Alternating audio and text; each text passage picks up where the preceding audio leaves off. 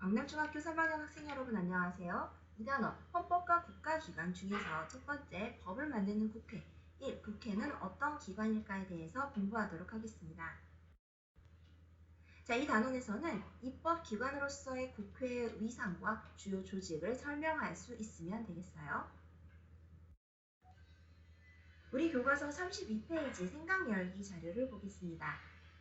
국회에서 학교에서의 안전사고를 예방하고 안전교육을 강화하기 위해서 학교 안전사고 예방 및 보상에 관한 법률 개정안을 통과시켰대요. 총 298명의 의원이 제적 의원이었고요. 213명이 참여했다고 합니다. 그 중에서 211표의 찬성표를 받았으니까 굉장히 많은 표가 찬성표로 이렇게 나왔네요. 자, 이렇게 국회에서는 법률을 만들고 또는 고치는, 즉 개정하는 역할을 하고 있다는 걸 알 수가 있는데요. 국회가 이런 일을 할 수 있는 이유는 무엇 때문일까요?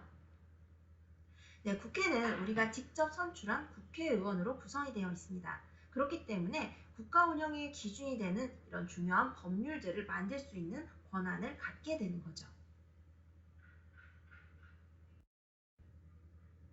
현대 민주국가에서는 국가 권력의 남용을 막기 위해서 국가 권력을 입법, 행정, 사법으로 나누고 있습니다.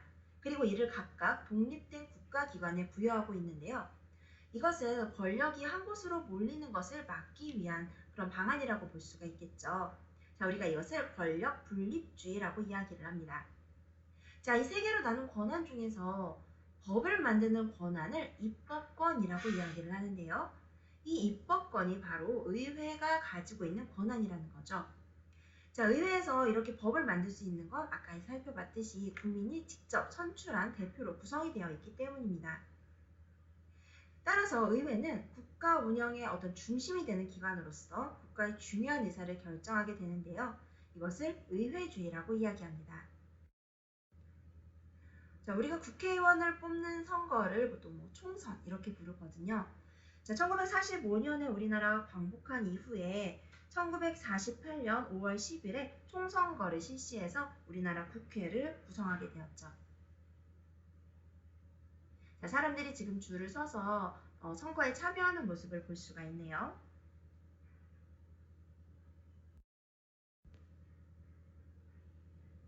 자, 이때 만들어진 국회는 우리나라 최초의 국회가 되고요. 이 국회가 우리나라의 헌법을 제정하게 됩니다. 자, 그렇기 때문에 우리가 이 국회를 제헌국회 이렇게도 부르죠. 당시에 선출되었던 제헌국회 의원들입니다. 우리나라 서울의 여의도에 국회 본관이 있는데요. 여기는 로톤다 홀에 제헌국회 의원상이 있대요. 자, 1948년에 선출된 이 제헌국회 의원들의 모습을 이렇게 담고 있는 거죠. 우리 교과서 33페이지에서 국회의 구성과 조직에 대해서 살펴보겠습니다. 우리 헌법은 의회를 국회라고 부르고 있어요. 국회는 우리가 직접 선출한 국회의원으로 구성이 되는데요. 국회의원의 임기는 4년이지만 국회의원 당선은 횟수에 제한이 없기 때문에 임기가 끝나더라도 다시 선출이 될 경우에는 직무를 이어서 맡을 수가 있어요. 국회의원의 수 그리고 선거에 관한 사항은 법률로 정하도록 규정하고 있는데요. 우리 지금 제20대 국회를 기준으로 보았을 때 총 300명을 선출하였습니다. 자, 이 선출한 기준을 보면은 각 지역구에서 가장 많이 표를 얻어서 당선되는 지역구 국회의원과 정당별 득표율에 따라서 선출되는 비례대표 국회의원이 모두 포함이 됩니다. 자, 우리 화면에서 국회의원 투표 용지를 보고 있는데요. 자, 이렇게 이름이 쓰여져 있는 것이 지역구 국회의원이라고 보시면 돼요. 네, 당별로 이렇게 대표되는 공천된 의원이 있을 수도 있고요. 또는 무소속으로도 출마를 할 수가 있네요. 자, 이런 지역구 국회의원은 후보자 이름이 나와 있죠. 후보자에 대한 직접 투표를 통해서 선출하게 됩니다. 비례대표 국회의원은 당을 뽑는 거예요. 여기 보면 갑당, 을당, 병당, 정당, 무당 이렇게 되어 있죠. 본인이 선호하는 정당 옆에다가 도장을 찍어서 그 득표율에 비례해서 선출이 되게 됩니다. 총 47명의 국회의원을 선출하게 되는데요. 47 곱하기 득표율 이렇게 해서 계산을 하게 되겠죠. 자, 지역구 국회의원에 대해서 조금 더 자세히 살펴볼게요. 전국을 243개의 선거구로 나누게 되는데요. 그렇기 때문에 지금 243명의 지역구 의원이 선출이 되게 되는 거죠. 자, 이 선거구는 인구수를 기준으로 나누고요. 또 각 정당은 각 지역의 후보자를 공천하게 됩니다. 추천했다는 의미예요. 국민들은 선거일에 후보자에게 투표한 이후에 가장 많은 표를 받은 1위 후보가 국회의원에 당선되게 됩니다. 자, 이렇게 각 당에서 후보자를 공천한 모습을 볼 수가 있겠네요.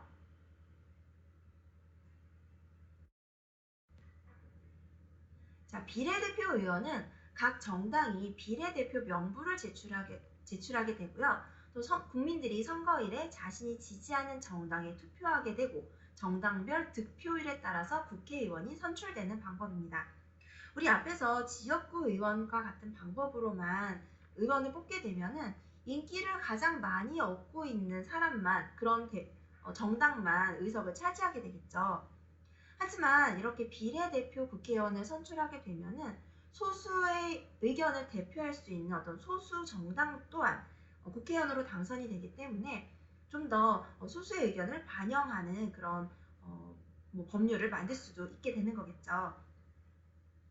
자, 지금 보이는 표는 2020년도에 4.15 총선 비례대표 후보 명단입니다.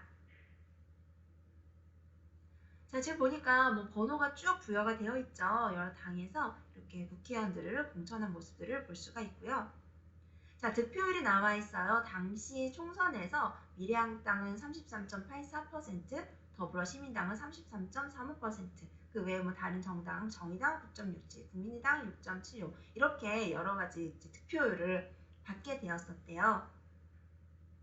자, 그러면 이것을 계산을 해보면은 더불어시민당에서는 지금 33.35%인데 총 47명이었잖아요. 이걸 계산을 해보면 17명의 의원이 당선이 되게 되는 겁니다. 그러면 1번부터 17번 의원까지가 국회의원으로 선출이 되는 거죠. 미래한국당을 계산을 해보면 19번 의원까지 당선이 되는 거였대요. 정의당은 5번 이은주 의원, 열린민주당은 3번 강민정 의원까지 이렇게 당선이 되었었네요.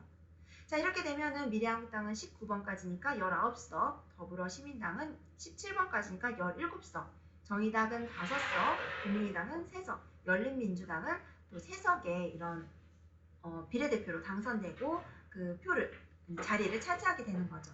자, 이해가 되셨나요?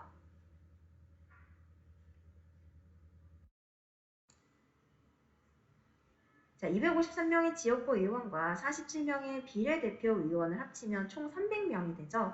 이 300명 중에서 국회의장 1명, 그리고 부의장 2명을 선출하게 되는데요. 국회 전체 재적 의원, 즉 300명에서 과반수의 득표를 얻어 선출하게 됩니다. 과반수라는 것은 절반보다 1명이라도 더 많아야 함을 의미하기 때문에 최소 151명 이상의 동의를 얻어야 된다는 거죠. 또한 국회는 효율적이고 전문적인 심의를 위해서 위원회를 중심으로 운영을 하고요. 또 의사결정은 본회의에서 표결을 통해서 하게 됩니다. 이 위원회라는 것은 의회 의원들의 합의 기관이라고 생각하시면 돼요. 이 모든 내용들을 본회의에서 심의하고 결정하는 것은 너무나 많은 시간과 노력이 들기 때문에 이런 전문가들로 구성되어 있는 상임위원회에서 주로 심의를 담당하고 있다고 보시면 될 것 같습니다. 총 17개의 상임위원회 그리고 특별한 안건이 있을 때만 활동하는 3개의 특별위원회가 있는데요. 코로나19 대책위원회는 특별위원회라고 볼 수가 있겠네요. 국회에서 하는 중요한 권한 중에 하나가 바로 법률을 만드는 건데요. 법률을 만드는 여러 가지 역할을 논의를 하죠. 논의를 하고 상임위원회에서 심의를 거친 이후에 바로 이 법제사법위원회에서 검토를 하게 됩니다. 그리고 나서 나중에 본회의에서 표결을 통해서 의결을 하게 되는 거죠. 네, 우리 33페이지 스스로 탐구 보도록 하겠습니다. 국회의원과의 가상 인터뷰가 담겨 있는데요. 여러분이 국회의원들을 인터뷰하게 된다면 어떤 것들을 물어보고 싶으신가요? 자, 첫 번째 그림 한번 볼게요. 어떻게 해야 국회의원이 될 수 있나요? 물어보니까 이 의원은 땡땡구에서 출마한 의원이었나 봐요. 보통선거, 평등선거, 직접선거, 비밀선거의 이 선거의 4대 원칙에 의해서 아주 정당하게 선출이 되었습니다. 라고 이야기를 하고 있어요. 자, 그리고 두 번째 아이가 이렇게 물어보고 있어요.